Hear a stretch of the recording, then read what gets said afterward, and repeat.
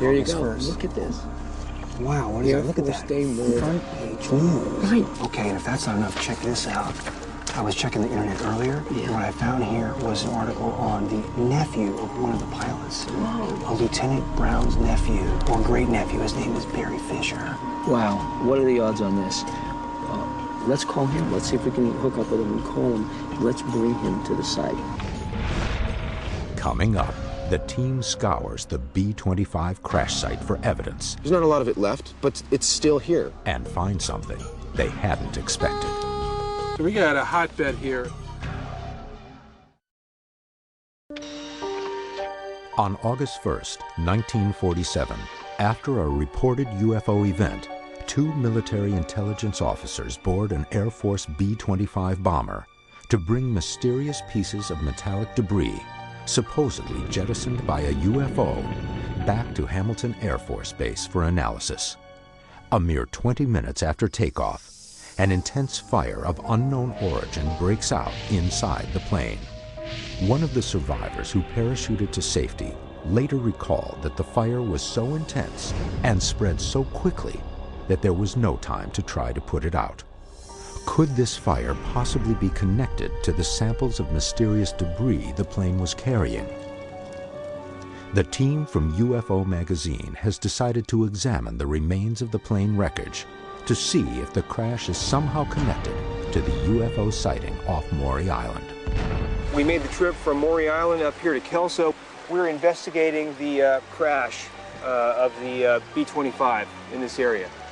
This is a really puzzling case. I mean, is it all coincidence that there was a huge UFO incident and then a crash after the officers investigated that incident? Maybe I'll have some answers today. We'll find out. Here we are, guys. Garth. Howdy. Garth Good to see you, my friend. Mr. Baldwin, how are you? Garth Baldwin is a Washington State archaeologist and expert on the topography and history of the Kelso area. For the first time, the team is getting a look at the site of the actual plane wreck. If reports are correct, this site may contain UFO debris. This is the Goble Creek Valley where the crash took place. The left wing came down in the open valley just over here around the corner if you want to go take a look at that. Yes, sir. Yeah. Garth is a professional archaeologist. He'll be helping us examine this area. That's really what we need to do to make this investigation the best that it can be. We need to bring in the pros. In this case, we have the guy to examine the wreckage.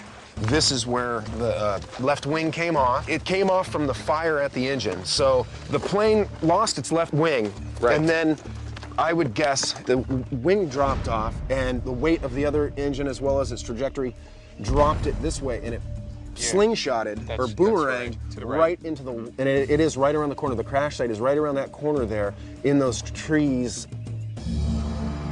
At approximately 2:20 a.m., the plane came in from the north-northeast and crashed along Goble Creek.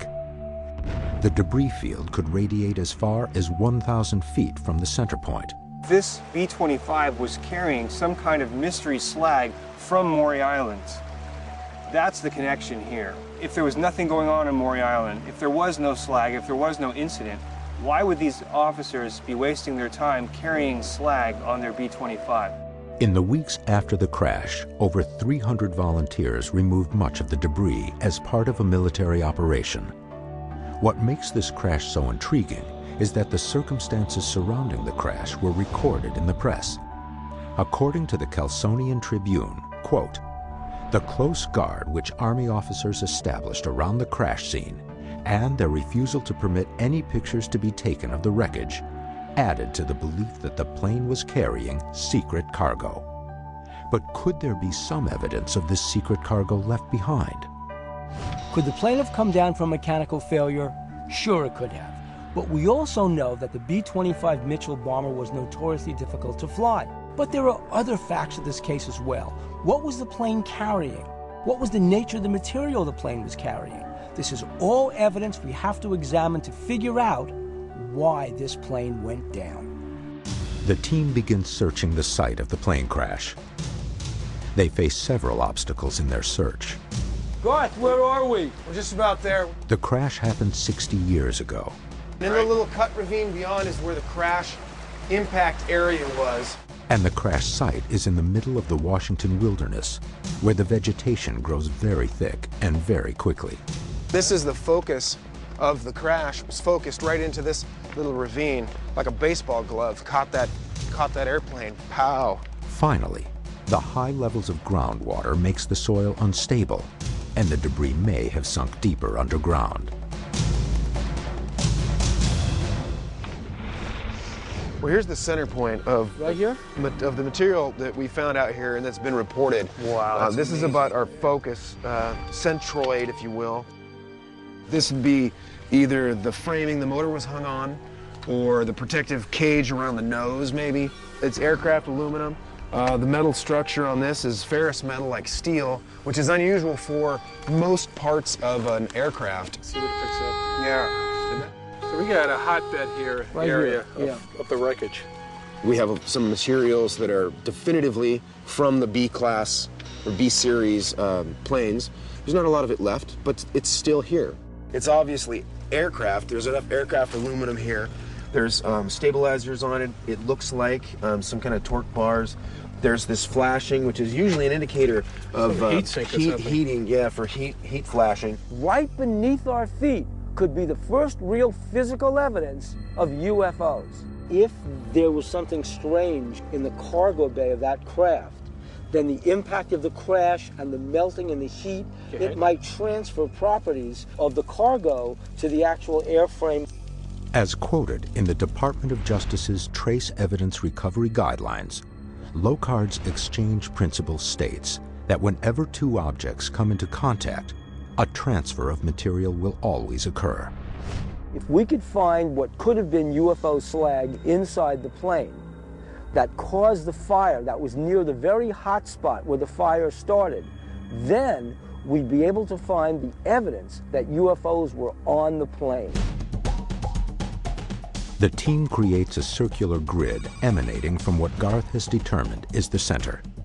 Because environmental law prohibits digging up the soil, the team uses markers to plot points of interest. There might be a certain pattern that might come out, so I'm more interested in finding something that the aircraft was carrying that caused all the military to come out and do a complete thorough search.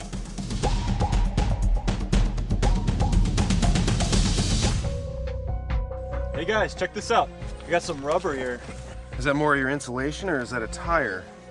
These samples will be sent back to the laboratory in Los Angeles and tested for anomalies. I got a couple soil samples.